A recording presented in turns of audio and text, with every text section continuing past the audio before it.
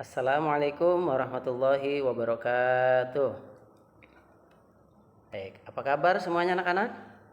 Alhamdulillah, mudah-mudahan pada pagi hari ini kita semua senantiasa diberikan kesehatan oleh Allah Subhanahu wa taala sehingga kita bisa melaksanakan kewajiban kita dalam rangka menuntut ilmu. Ya, karena menuntut ilmu itu hukumnya wajib bagi muslim laki-laki dan muslimah perempuan. Nah, baiklah anak-anak, pada kesempatan pagi hari ini kita bisa berjumpa lagi meskipun melalui dunia maya. Mudah-mudahan ya tidak menyurutkan langkah kita untuk senantiasa belajar menuntut ilmu. Baik, sebelum Bapak mulai pelajaran pada pagi hari ini, ya Bapak mohon tolong semuanya perhatikan ya apa yang Bapak sampaikan, mudah-mudahan nanti bisa diaplikasikan atau bisa dipahami agar nanti bisa diaplikasikan dalam kehidupan sehari-hari. Baik, sebelum kita belajar seperti biasa, mari sama-sama kita berdoa ya. Mudah-mudahan dengan membaca doa ini kita senantiasa diberikan ilmu yang bermanfaat, ditambahkan ilmunya oleh Allah Subhanahu wa taala. Amin ya rabbal alamin. A'udzu billahi minasyaitonir rajim. Bismillahirrahmanirrahim. Rabbana zidna ilman warzuqna fahma. Shadaqallahul azim. Amin. Nah, baik anak-anak ya. Sebelum Bapak mulai pelajaran pada pagi hari ini, Bapak mau bertanya dulu nih ya. Ada yang masih ingat tidak dengan materi minggu yang lalu? Ya, ada yang masih ingat? Ya, materi minggu lalu yaitu mari berperilaku terpuji. Ya, mudah-mudahan materi yang minggu lalu yang sudah kita pelajari senantiasa masih kita bisa aplikasikan dalam kehidupan sehari-hari kita. Nah, untuk materi hari ini ya, sebelum Bapak masuk ke materi, nah Bapak mau bertanya. Ada yang tahu rukun Islam yang kedua? Ya, rukun Islam yang kedua ya yaitu salat. Nah, jadi materi kita pada pagi hari ini yaitu mari melaksanakan salat. Nah, tapi sebelumnya ya ada beberapa hal yang ingin Bapak sampaikan. Nah, ini yang pertama ini ya, pelajaran 9. Mari melaksanakan sholat ya. Materinya sudah jelas tuh ya. Kemudian submaterinya adalah keutamaan sholat. Ini pertemuan ke-1 pada pelajaran 9 ya. Tuh. Nah, kemudian ada kompetensi dasar. Nah, kompetensi dasarnya apa? Yaitu memahami makna ibadah sholat. Kemudian ada indikatornya. Apa indikatornya? Nah, yang pertama adalah menjelaskan keutamaan sholat. Yang kedua, menjelaskan makna ibadah sholat. Nah, kemudian ada tujuan pembelajaran. Nah, jadi anak-anakku sekalian, sebelum nanti menuju ke materi, ini tujuan dari pembelajaran kita adalah setelah mempelajari materi mari melaksanakan sholat. Nah, anak-anakku semuanya ini peserta didik dapat 1. Menjelaskan keutamaan sholat dengan benar. Yang kedua, menjelaskan makna bacaan sholat dengan benar. Nah, jadi tujuan pembelajarannya itu ya, supaya nanti ketika kita belajar kita tahu tujuannya apa. Nah, kemudian selanjutnya ya. Nah, ini materi submateri kita yaitu A, keutamaan sholat. Nah, di sini ada sebuah gambar ya. Silakan diamati, kemudian ceritakan gambar berikut. Nah, di sini ada gambar seorang anak kecil di mana dia sedang merenung, kemudian dia berpikir di dalam benak pikirannya itu, mengapa ya kita semua harus sholat? ada apa sih sebetulnya dengan sholat, atau ada keutamaan apa dalam sholat itu. Nah, ya, jadi anak kecil ini merenung. Nah, ada yang tahu tidak? Nah, ya. Nah, tahukah kamu bahwa sholat memiliki beberapa keutamaan? Nah, jadi sholat memiliki beberapa keutamaan. Nah, di bawah ini ada keutamaan adalah keutamaan sholat tersebut. Nah, yang pertama, sholat termasuk rukun Islam. Yang kedua setelah syahadatain. Ya, jadi sholat ini merupakan rukun Islam yang kedua. Nah, ada berapa semuanya rukun Islam? Ada 5. Yang pertama syahadat, yang kedua sholat, yang ketiga zakat, yang keempat puasa, yang kelima haji bagi orang yang mampu. Nah, sholat ini merupakan rukun Islam yang kedua. Kemudian keutamaan berikutnya, sholat diwajibkan atas muslim muslimah yang perintahnya disampaikan oleh Allah secara langsung.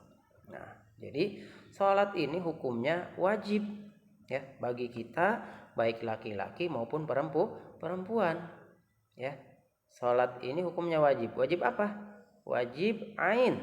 Ya, apa itu wajib ain? Wajib ain itu artinya sholat yang harus dilakukan oleh masing-masing orang, tidak bisa diwakilkan. Ya, jadi sholat wajib ini hukumnya wajib ain, tidak bisa diwakilkan oleh orang lain. Ya, jadi kita harus sholat sekalipun dalam keadaan sedang kurang sehat, tetap kita harus sholat selama masih bisa, ya, meskipun hanya dengan gerakan-gerakan, ya, begitu. Nah, selanjutnya yang ketiga, salat merupakan amal perbuatan yang pertama kali akan ditanya pada hari kiamat. Nah, anak-anakku, salat ini merupakan amalan yang akan pertama kali ditanyakan oleh Allah di hari kiamat. Nah, jadi ya, kita harus rajin untuk melaksanakan sholat, karena nanti di akhirat itu bukan lagi kita ditanya ya seberapa banyak amal baikmu, seberapa banyak hartamu gitu ya, seberapa banyak sedekahmu, tidak ya, tapi amalan yang pertama kali ditanya pada hari kiamat adalah tentang sholat. Oleh karena itu kita harus rajin untuk melaksanakan ibadah sholat.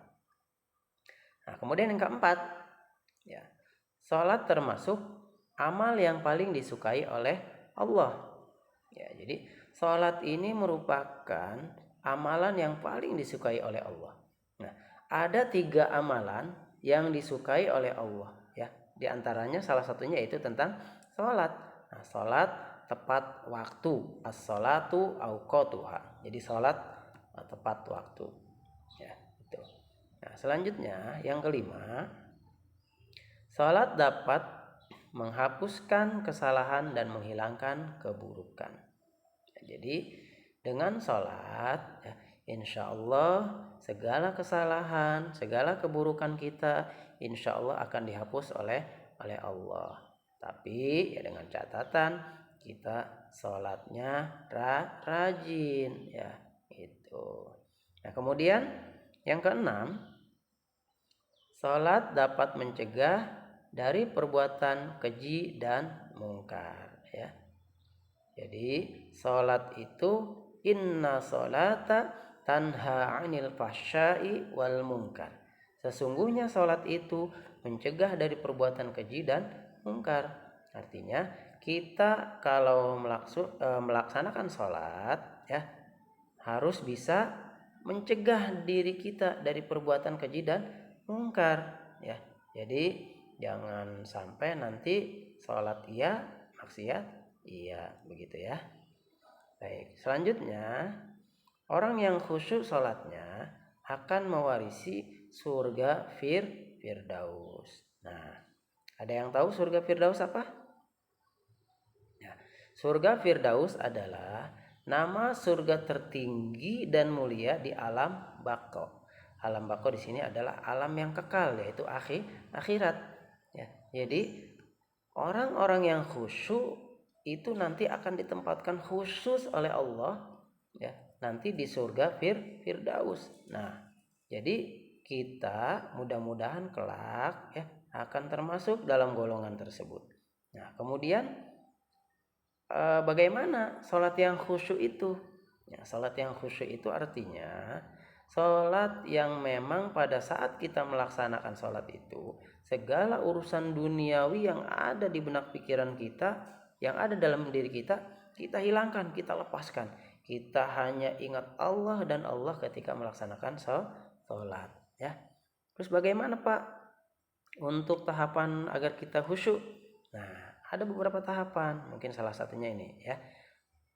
Kita ketika melaksanakan sholat, kita harus mengerti, memahami apa yang kita baca pada saat melaksanakan sholat. Nah, contohnya begini ya. Bismillahirrahmanirrahim. Di dalam hati kita ngomong dengan menyebut nama Allah yang Maha Pengasih lagi Maha Penyayang. Alhamdulillahirabbil alamin. Segala puji bagi Allah, Tuhan semesta alam. Ar-Rahmanir-Rahim, yang Maha Pengasih dan Maha Penyayang. Jadi ketika kita membaca ayat-ayat yang ada di dalam Al-Quran, ya, kita merenungi, meresapi dalam hati kita, ya, kita pahami apa yang kita baca dalam bacaan sholat itu, ya, agar apa? Agar kita senantiasa ingat selalu kepada Allah, agar sholat kita menjadi khusyuk, ya. Nah, kemudian yang kedelapan, salat adalah sarana untuk mendapatkan pertolongan Allah. Nah, dengan salat ya, kita akan bisa lebih mendekatkan diri kepada Allah, kemudian juga sebagai sarana untuk mendapatkan pertolongan Allah. Sebagaimana disampaikan dalam firman Allah, ya, A'udzu billahi minasy syaithanir rajim. Bismillahirrahmanirrahim. Ya ayyuhalladzina amanu ista'inu bis-sabri was-salah. Innallaha ma'as sabirin. Shadaqallahul azim. Nah, ini firman Allah ya. Jadi salat itu merupakan sarana memohon pertolongan kepada Allah. Nah, yang artinya, wahai orang-orang yang beriman, nah, mohonlah pertolongan kepada Allah dengan sabar. Ya, jadi kita memohon pertolongan kepada Allah dengan sabar. Ketika kita diuji, kita diberikan musibah, kita harus tetap sabar dan sholat. Nah, jadi kita juga harus selalu ya melaksanakan sholat. Sungguh Allah beserta orang-orang yang sabar. Nah, ini firman Allah ini terdapat dalam surat Al-Baqarah ayat 153. Nah, nomor 8 ini, sholat merupakan sarana ibadah. Secara tidak langsung sebetulnya ketika kita melaksanakan sholat, ada beberapa bacaan-bacaan sholat yang di dalamnya kita memohon pertolongan kepada Allah. Ya, contohnya di dalam surat Al-Fatihah ya. Ihdinas siratal mustaqim. Tunjukkanlah kami ke jalan yang lurus. Nah, itu salah satu contohnya. Kemudian ketika duduk setelah sujud juga ya, ada di situ baca Robbighfirli warhamni wajburni ya. Itu juga merupakan salah satu doa secara tidak langsung. Nah, kemudian apalagi setelah kita melaksanakan sholat, tentunya ya kita banyak berdoa kepada Allah ya. Nah, jadi anak-anakku, itu keutamaan tentang sholat ya. Tadi ada berapa? Ada 8. Nah, mudah-mudahan dengan mempelajari keutamaan sholat ini, kelak kita nanti akan bisa lebih rajin dalam melaksanakan sholat. Nah, selanjutnya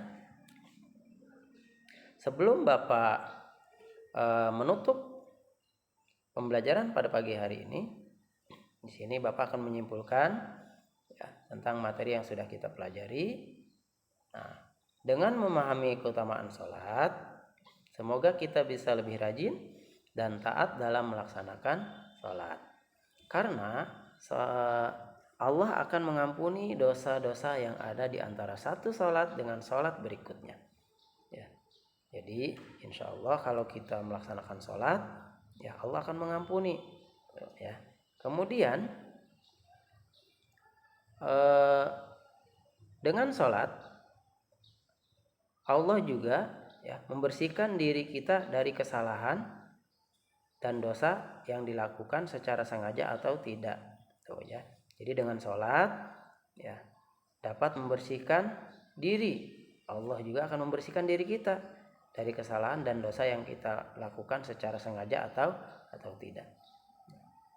Orang yang sholat dengan khusyuk akan selalu berusaha untuk menjaga lahir dan batinnya selalu bersih. Nah, jadi sekali lagi mudah-mudahan apa yang kita pelajari pada pagi hari ini mudah-mudahan senantiasa bisa kita pahami, kemudian kita aplikasikan dalam kehidupan sehari-hari. Nah, alhamdulillah ya. Baik, sampai sini pelajaran kita atau materi kita pada pagi hari ini. Mari sama-sama kita tutup dengan baca hamdalah. Alhamdulillahirabbil alamin. Baik, kurang lebihnya Bapak mohon maaf ya. Akhirul kalam. Wassalamualaikum warahmatullahi wabarakatuh.